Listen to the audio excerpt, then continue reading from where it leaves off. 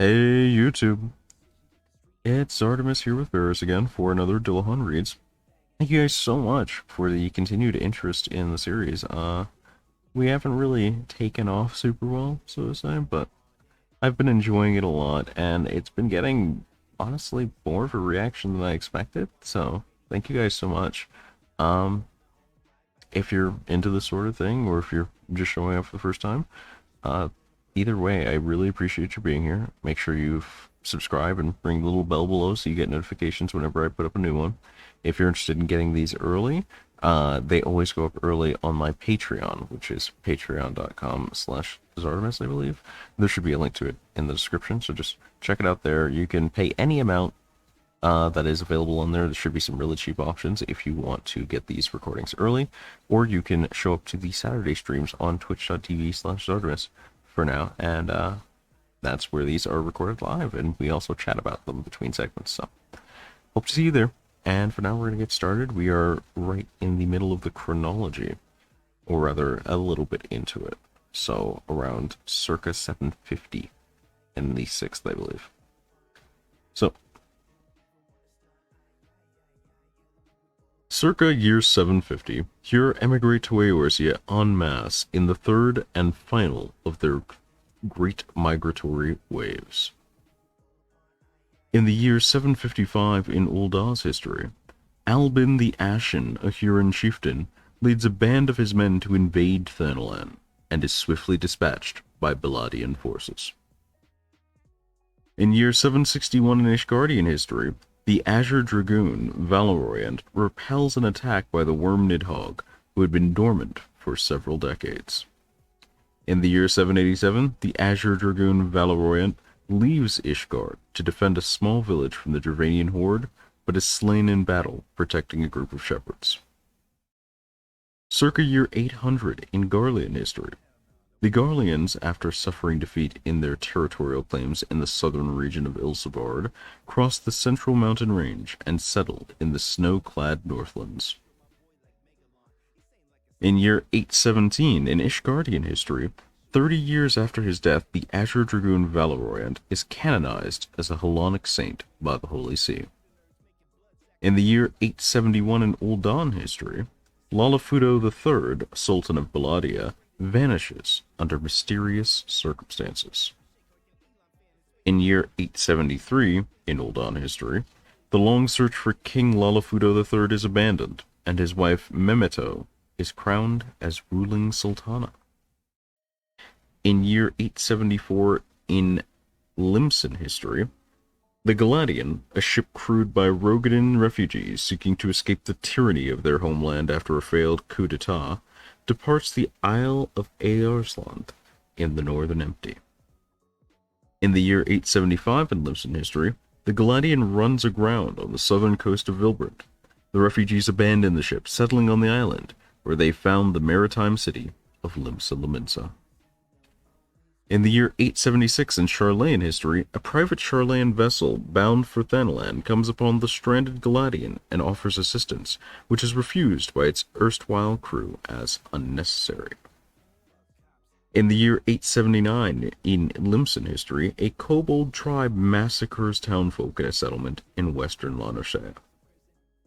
In the year 880 in Limson history, battle ensues as a militia is dispatched from Limsa Lominsa to defend the settlements of western Lanosea. The Lominsans are victorious in their skirmishes with the kobold tribes along the narrow corridor leading to Upper Lanosea, and the region comes to be known as Skull Valley after the Lominsans line the path with the death's heads of their foes as a warning to would-be trespassers. In year 902 in Limson history, Elilwain, first admiral of Limsa Lominsa, succumbs to an unknown disease, possibly the lung rot, at 76. In his last will, he names his confidant, Trighair the Cold, as his successor, beginning a tradition of Limsan admirals being selected by appointment. In the same year of 902 in Charlayan history, Charlayan signs an agreement with Baladia to construct an aetherite network across Thanalan, leading to the development of the first full-fledged Aethernet in Eorzea. In the year 904 in Limsan history, Admiral Traeger recruits a group of like-minded men to form the Knights of the Barracuda, the Limson Navy. Commanding its land forces, popularly known as the Yellow Jackets, he leads a raid on Kobold territories in the name of the city-state. In the year 908, large-scale logging commences in Lower Eorzea. The Limsons establish Morby dry docks and commence building war vessels with their newfound resources. Circa around 910 in Limson history, with the boom in ship construction, acts of piracy by Limson citizens become increasingly commonplace. In the year 922 in Garlean history, the Garleans established the Republic of Garlemald in the northern reaches of Ilsvar. Circa 930 in Limson history, to contend with the armed escort convoys accompanying merchant vessels, pirates begin to join forces under their own flags, and countless pirate bands terrorize the sea. At the same time, in Garlean history, the Republic of Garlemald is dealt a crippling blow when its capital is raided by the Huron nomads of the north. In year 935 in Garlean history, the Republic forges an alliance with the Rogadin mountain clans, enlisting Rogadin battle mages as mercenaries to fortify defenses around the perimeter of the capital. In the year 937 in Garlean history, bolstered by the strength of their Rogadin battle mages, the Garlean army succeeds in repelling the nomads. Circa around 940 in Limson history, pirate bands vie for supremacy amongst themselves, with conflicts growing increasingly violent. The admiral's authority weakens, public order rapidly deteriorates, and blood feuds between pirate crews continue for the next 2 decades.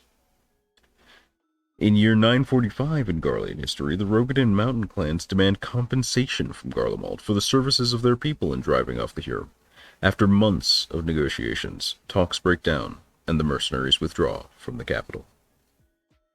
In year 963 in Limson history, the incumbent admiral of Limsa is assassinated, and Adgatzar Roel Merlson, a reformed buccaneer, is appointed to serve in his stead. In year 964 in Uldan history, civil war breaks out in Baladia, as the twin princes Sasagan and Sasawefu each assert their claim to the throne. In the same year, Sasawefu's army employs Charlayan Aetherites in an ambush on Sasagan's encampments.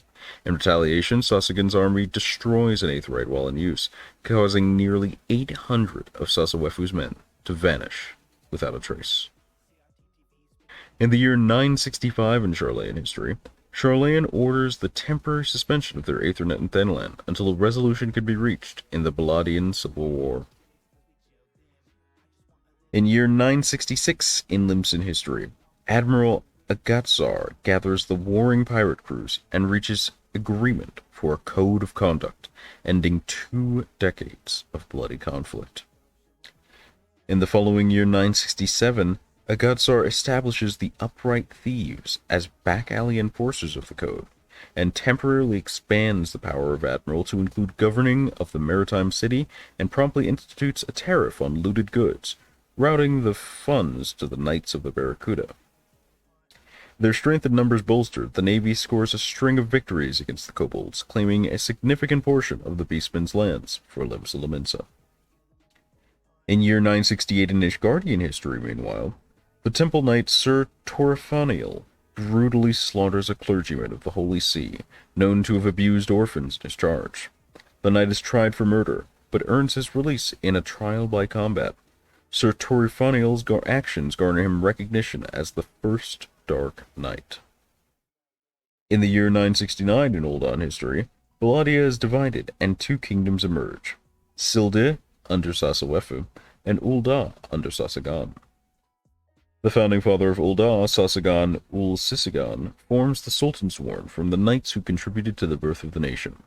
The Holy Blade Oathkeeper is bestowed upon their leader, and 3 elite paladins are gifted the swords Kurtana, Joyus, and Durandal, hewn from the same stone. Circa 970 in Limson history, marking the end of the prolonged territorial conflict, the Limsons of southern Vilbrand allow the Beastmen to maintain possession of Mount Ogamoro, their sacred summit in the north. Circa 980 in Limsan history, a market for plundered goods emerges in Limsa, and seafaring trade begins in earnest. Circa 980, as sea trade flourishes, Limsa experiences an influx of plainsfolk Lalafell. Significant numbers of Hur Midlanders and Mikote seekers of the sun also come to the city, some in search of a free life, others abducted by and assimilated into pirate bands, and its populace grows ever more diverse. In year 991 in Limsan history, Agatsar announces the First Trident, a contest among the pirate powers that will henceforth serve to choose future admirals of Limsa. In 992, the First Trident is held, and its victor inaugurated as new admiral of Limsa, unnamed even. Circa year 1000, Ul'dah first enlists the aid of Rogadin and Highlander sellswords in their continuing war against Silde. Circa 1020, however, in Gridanian history, the Ixal incur the wrath of the elementals and are cast out of the Black Shroud. The tribes migrate to Zelfatol, east of Abalathia Spine.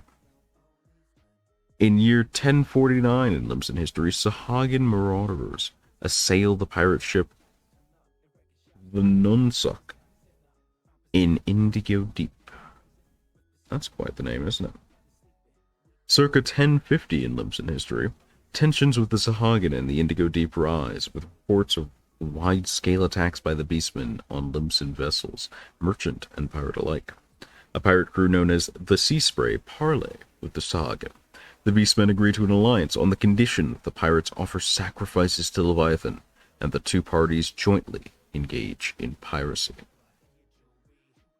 In 1058 in Ishgardian history, the Azure Dragoon subdues a massive dragon in the western highlands of Corythus, aided by a contingent of mages from the Holy See, who spellbind the foe into slumber.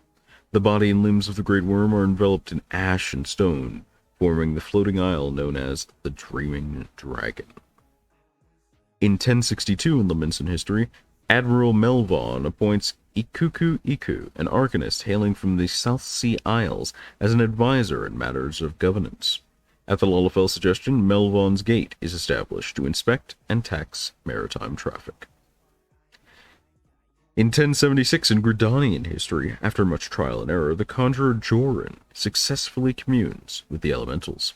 Talks are held in Peace Garden, and the citizens of Gelmora are permitted to live in the Black Shroud. In 1077, the inhabitants of Gelmora begin construction of the forest city of Gridania. The hamlet of Quarrymill is founded on the site where the stone is cut and harvested for building materials. In 1081 in Gridanian history, Brother Joran's wife bears him a son, who is born with two distinct round bumps on his head. In 1084 in Gridanian history, the curious knobs on the head of Joran's eldest son grow into horns. He soon displays an ability to prophesy natural events. Great rainstorms blighten the apple orchards, and a plague of catfish, and is celebrated as a child of the gods. In 1093 in Gridanian history, Joran's elder son stops aging, and is feared to harbor an unknown sickness. The child refutes this, declaring it as a sign that the elementals have chosen him as a mediator between the forest spirits and man. He discards his birth name and takes to calling himself I-Ohok Pota, which he describes as the sound made by the etheric waves when the elementals speak unto him. Henceforth, Joran and his children adopt the surname Pota. Circa 1100 in Ul'dah, a permanent coliseum is erected as gladiatorial culture becomes firmly entrenched in Ul'dah. In 1104 in Limsan history, the harbor town of Aleport is founded in western Eorzea. In 1117 in Gridanian history, the child of Huron family in Gridania is the second to be born with horns. I-Ohok Pota offers to take the child in his care, bestowing upon the child the name of Kote Num. Henceforth, the horned children of Gridania come to be known as Padjals, and are raised with great care in the still glade fane. In 1122 in Limsan history, cultivated vineyards thrive in eastern Eorzea, and the hamlet of Wineport is established. And in 1123 in Gridanian history, Io-Hakpota, who had already been serving as Gridania's de facto political leader, officially assumes the role at the behest of the Seedseer Council, and is conferred the new title of Elder Seedseer. Circa 1130 in Lamensin history, the cedarwood in Lower Lanosea goes barren from excess logging. Reclamation of Upper Lanosea commences to address the increasing demand for lumber from Lamensin shipyards. In 1135 in Girabanian history, Anshelm Cotter unifies the military might of Girabania's warring clans and builds a citadel on the shores of an eastern lake, marking the birth of the city-state of Alamigo. Circa 1140, in Limsa, hostilities with the kobolds flare anew as the Laminsans colonize the upper lands of Lanosea. In 1146 in Ishgardian history, the Lady Dragoon Renette carries out her revenge on the dragons who killed her lover. She then lays down her spear, Gabo, and takes a vow of poverty, living out the rest of her days as a nun in service of the poor and downtrodden. In 1148, in Limson history, the Knights of the Barracuda launch a wide-scale offensive against the kobolds in the north to secure the forests of Oakwood, a primary source of shipbuilding lumber. In the third major conquest of kobold lands, they claim the surrounding area for Limsa Lominsa, establishing the garrison Camp Iron Lake on the shoreline. 1150 in Girabanian history states that a system of tolls is enacted to be collected from merchants traveling through Alamigo and Girabania in return for safe passage between Eorzea and the Near East. In 1154, Alamigan pikemen drive out the invading Huron nomads from northern Othard, and tales of their courage and martial prowess resound across Eorzea.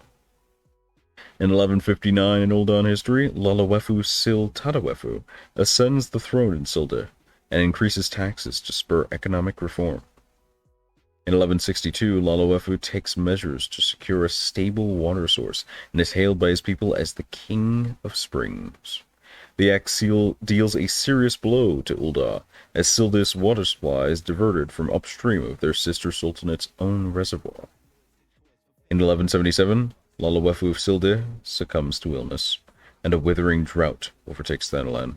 Silda falls into economic decline, and its people voice public discontent with the sultanate's excessive taxation. In 1179, in Girabanian history, Ulda enlists the services of Alamigan mercenaries, and the soldiers of fortune swell their ranks as the kingdom besieges Silda. In 1181, Uldan thaumaturges developed the Trader's Spurn, an alchemical concoction with the power to reanimate the dead. With this devastating weapon, they lay waste to Silda. In the same year in Gridanian history, Io-Hakpota celebrates his 100th name day, though his appearance remains that of a boy of 10 summers. And in 1189, in Ishgardian history, Lady Renette, the former Azure Dragoon, expires in a nunnery at 66.